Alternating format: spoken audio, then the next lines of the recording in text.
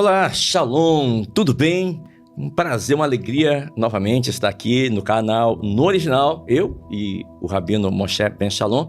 E você aí de casa, você que acompanha a nossa programação pelo seu tablet, ou no seu celular, no seu smartphone, na sua TV, ou seja lá onde for. Mas que bom que você está conosco aqui, nos acompanhando. Então é uma alegria para nós saber que você está gostando do conteúdo. Isso é muito importante para nós ter esse feedback, saber que você está gostando. Se você tem alguma sugestão também para fazer, aproveite e coloque aqui nos comentários. É muito importante para nós, tá bom? No episódio de hoje, nós vamos falar sobre o...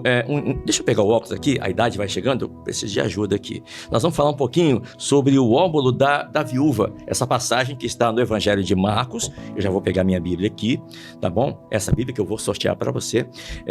Evangelho de Marcos, capítulo 12, verso 41, que diz assim: Estando Jesus assentado defronte da arca do tesouro, observava a maneira como a multidão lançava o dinheiro na arca do tesouro, e muitos ricos depositavam muito. Vindo, porém, uma pobre viúva depositou 2 pequenas moedas, que valiam 5 réis. E chamando os seus discípulos, disse-lhes: quem falou isso? O Senhor Jesus. Ele, chamando os discípulos, disse: em verdade vos digo que esta pobre viúva depositou mais do que todos os outros depositaram na arca do tesouro, porque todos ali depositaram do que lhes sobrava, sobejava, mas esta, da sua pobreza, depositou tudo o que tinha, todo o seu sustento. Nós temos muitas informações aqui. Ainda bem que temos o Rabino aqui conosco, para desvendar esse segredo aqui, Rabino. Antes de qualquer outra coisa, muito obrigado por estar aqui novamente conosco. Shalom, Caleb. Muito obrigado também, Todarabá. Gratidão pela oportunidade de estar falando e ensinando um pouquinho mais da cultura judaica, misturando numismática com texto, com história, e como essas coisas se entrelaçam. É verdade, né? É verdade. E a gente às vezes precisa de ler o texto e ter o fundo, o panorama histórico por trás, para entendermos com profundidade as passagens, não é isso? O texto diz que o Senhor Jesus estava ali assentado defronte da arca do tesouro e observava. Isso é muito importante. Exato. Ele observava a maneira como a multidão lançava o dinheiro na arca do tesouro. E ele via muitas pessoas abastadas, ricas, e colocavam muito dinheiro ali. Porém, uma pobre viúva depositou 2 pequenas moedas. Que moedas eram essas? Então, essas moedas são chamadas de óbolo da viúva.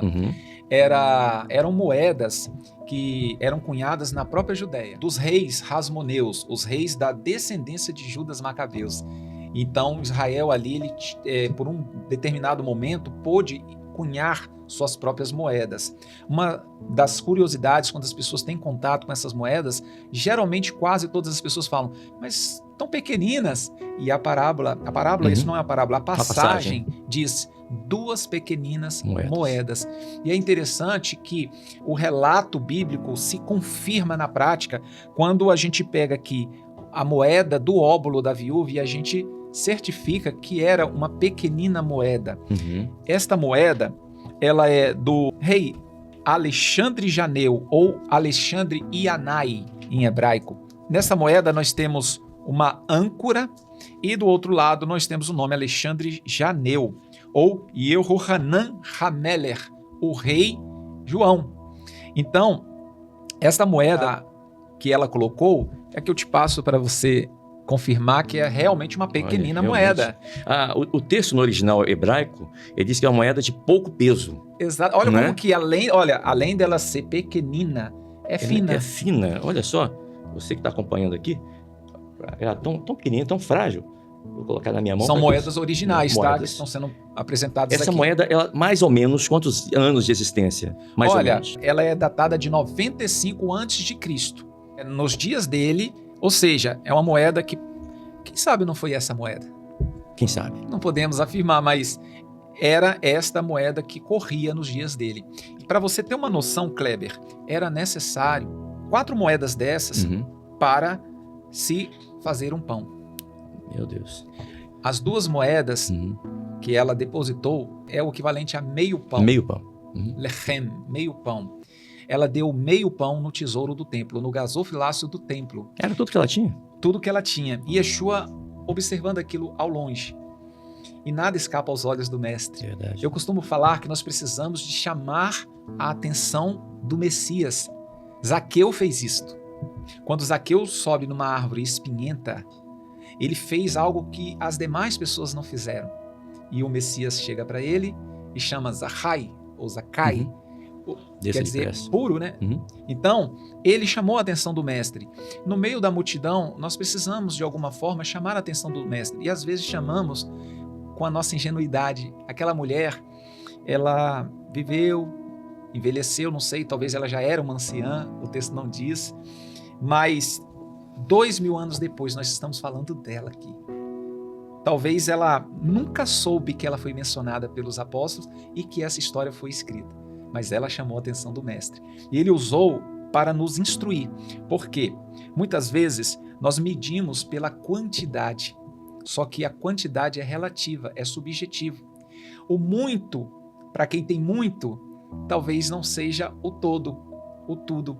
Agora, eles deram do que estava sobrando, eles não fizeram errado, eles também alcançaram o galardão deles. Se eles pegaram e ofertaram ali, eles receberam a porção, eles cumpriram uma mitzvah, eles ofertaram sim para o templo. Mas Yeshua não queria criticar os demais, ele queria destacar que para o Senhor, a forma do Senhor medir e contemplar o teu coração é diferente dos homens. Então, ela com o pouco que ela tinha o suficiente para fazer meio pão. E ela ofertou ali. Ela não achava que alguém estava prestando atenção, mas Yeshua estava ao longe, observando os que colocavam muitos, os que colocavam poucos, e ele se alegrando daquilo tudo, porque eles estavam cumprindo o mandamento. Mas dentre essas pessoas, essa mulher se destacou. E ela deu essa moeda de Alexandre Janeu. Ele era, para você ter uma noção, filho, vou mostrar a moeda do pai dele, de João Hircano Macabeu. Essa moeda é datada de 134 a.C., enquanto essa de 95, ou seja, do filho dele. E essas moedas só existem porque Judas Macabeus venceu através do poder da Batalha dos Macabeus. São descendentes deles, são Sim, os sim. reis moneus da descendente macabeia. Então aqui nós temos o pai, nós temos Alexandre Janeu e nós temos Aristóbulo I. Isso é um prutá da Judéia, né? Essa é de 104, 103, depois do Mashiach. No Então, verso aqui dela, isso aqui é o quê? É uma árvore, é uma ânfora, o quê? sim. Esta de Alexandre Janeu, você vê claramente uma âncora. Isso. Porque era sinal do poderio do exército de Israel. Perfeito, uma âncora, é verdade. É uma âncora. Verdade. Era o sinal naval de Israel, do poder de Israel. O que você está vendo aqui, que você me perguntou, de essa moeda do rei Judas, Yehudá, se você olhar de novo, e nós vamos colocar na edição, são 2 shofarim, 2 chifres de carneiro, o símbolo da unidade de Israel, que era uma romã. A romã tem muitos caroços, então simboliza a nação de Israel. Então, olhe novamente que você perceberá 2 chifres de antílopes cruzados. E nesta época foi quando Israel tinha a permissão de Roma para cunhar as próprias moedas e um detalhe, e tinha a permissão de poder ter o privilégio de não colocar nenhuma imagem de nenhum imperador. E esse também representa aqui o shofar, né? Sim, são 2 shofarim. O shofarim é o plural de shofar, né? Um shofar para cada lado e a romã, que é a unidade do povo de Israel. E aqui uma âncora, que tem a ver com o poder naval israelita. E do outro lado aqui nós temos 5 linhas em paleo hebraico, que está escrito Yehohanan Hameler, né? Como essa aqui de Bar Kokhba, está aqui o ano, a data, né? Aqui o ano 1 depois da revolta. A revolta judaica durou anos, né?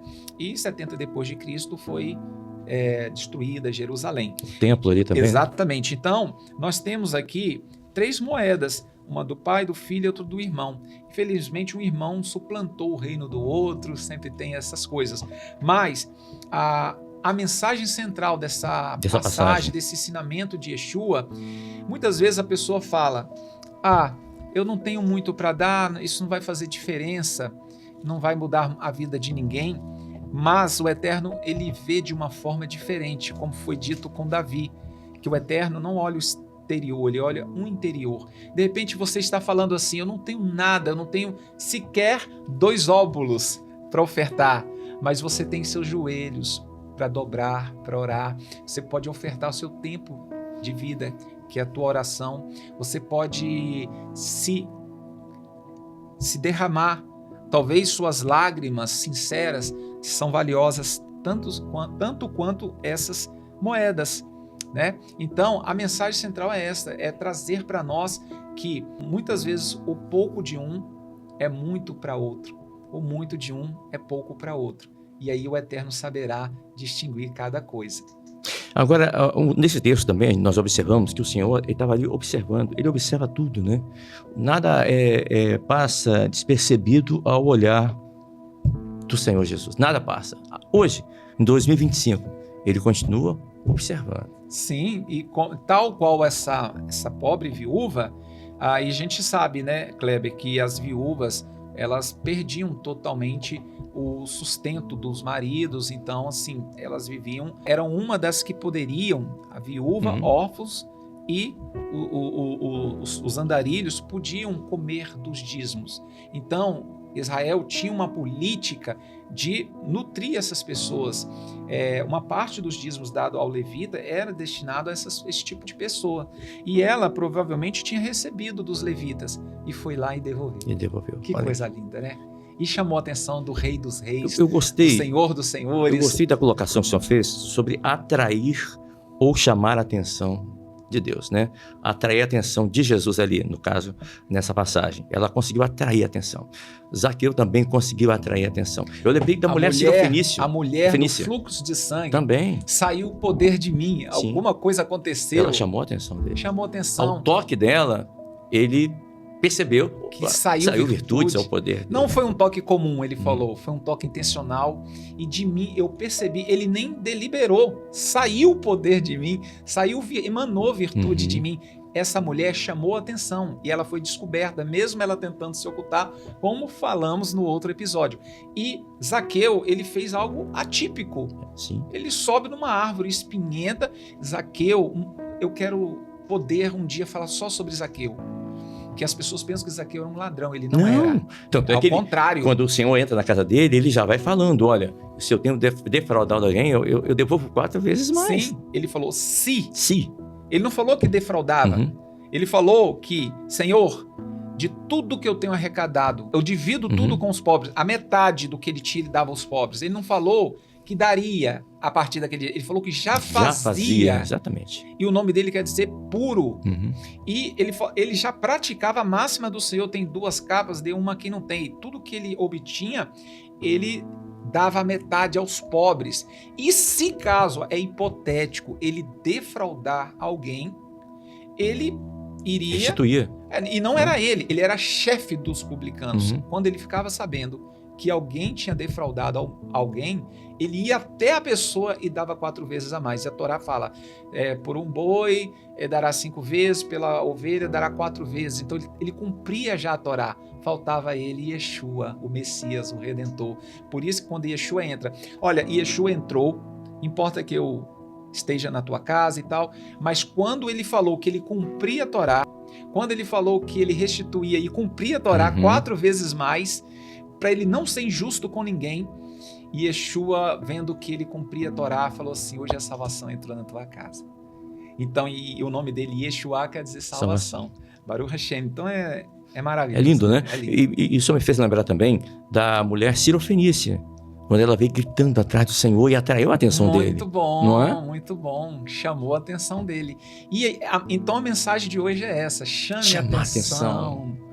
Isso pode ser na multidão ou dentro do teu quarto com as portas fechadas.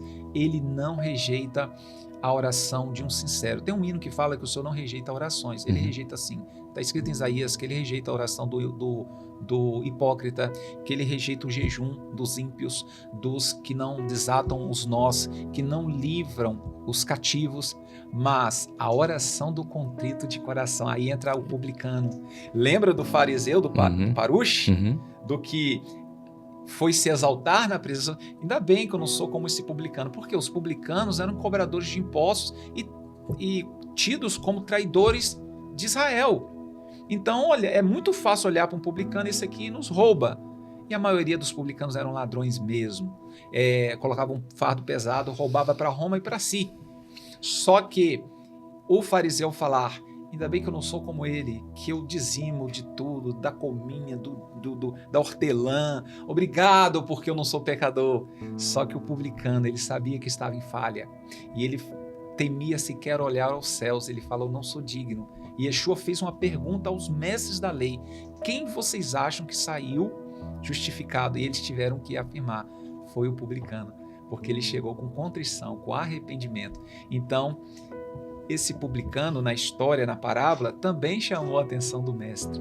Há muitas formas de você chamar a atenção do Senhor, né? Quando você coloca o teu coração, que a gente chama em hebraico a kavaná, a sinceridade do coração, você chama a atenção do Senhor. E muitas vezes nós precisamos de subir numa árvore espinhenta, né? De dar até mesmo muitas vezes aquilo que poderá nos faltar, porque não vai faltar, porque o Senhor não fica devendo nada a ninguém. Jairo também chamou a atenção de Jesus, né? A filha estava doente, ele procurou o Senhor, ele não se importou quem estava ao redor, ele se prostrou. Da posição dele. Não. Ou seja, a gente precisa descer do pedestal. Não é verdade? Perante o Senhor a gente precisa, aí não tem cargo, não tem posição, não é pastor do pastor, é o rabino do rabino. Quanto mais, Yeshua falou, eu sendo mestre e Senhor, vos dei o exemplo quando ele lavou os pés. Então, que vocês façam assim uns com os outros.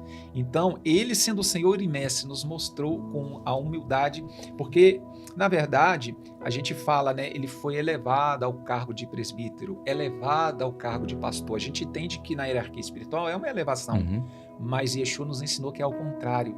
Você desce ao cargo de pastor, porque o maior é o que serve. Verdade. E nós vamos conversando e nós vamos lembrando de passagens, né? Eu lembrei aqui agora de Bartimeu. Bartimeu também chamou a atenção do mestre. Exato. Né? Filho de Davi, tem misericórdia de mim. Mandaram ele parar, mandaram ele se calar. E ele se calou? Então, assim, veja que não é um versículo isolado que eu estou trazendo aqui. Eu trouxe uns 2 ou 3, você lembrou mais de uns 2 ou 3 aí. A gente precisa chamar a atenção do Senhor, sair da caixinha. Não é? Yeshua ben Davi. Ele sabia que Yeshua, salvação, vamos traduzir, salvação, filho de Davi. Tenha rachem, misericórdia de mim. Que coisa linda, né? E ele não podia deixar aquela oportunidade passar. De jeito nenhum. Porque era a última oportunidade dele. A última, a única. Exatamente. Era a única. E ele recebeu ali a cura. Você veja várias passagens assim. A Ana, por exemplo, ela chamou a atenção do sumo sacerdote por estar ali naquele horário que não era comum, chorando, balbuciando, e ele achou que ela estava bêbada. Mas ela estava clamando pelo filho, né? Clamando, e ganhou o filho. Ela atraiu a atenção de Deus. Exatamente. E Deus se lembrou de Ana. Exatamente. O Senhor do sobrenatural, mas Ele olha nossas ações, nossas atitudes, e por fé. A fé move montanhas, não é isso? Emuná. Tá aí, chegamos ao final de mais um episódio. Falamos hoje sobre a viúva, né? Que depositava moedas ali na Arca do Tesouro, debaixo, sob o olhar do Senhor. Isso fez toda a diferença. Ela atraiu a atenção. O tema de hoje foi atrair a atenção de Deus. O Rabino falou de Zaqueu, falamos de Bartimeu, falamos de tantos personagens que atraíram em algum momento da vida a atenção de Yeshua, do Senhor Jesus. E você, tem atraído a atenção do Senhor também para a sua vida? Pense nisso, é uma boa reflexão nesse dia, né? Não é isso? Amém, Baruch. Obrigado mais uma vez, você está acompanhando o nosso episódio. Não deixe de dar o seu joinha ali, tá bom? E indicar o nosso canal para as pessoas que gostam desse conteúdo judaico, bíblico, das coisas de Deus, das coisas de Israel. Boa semana, shalom.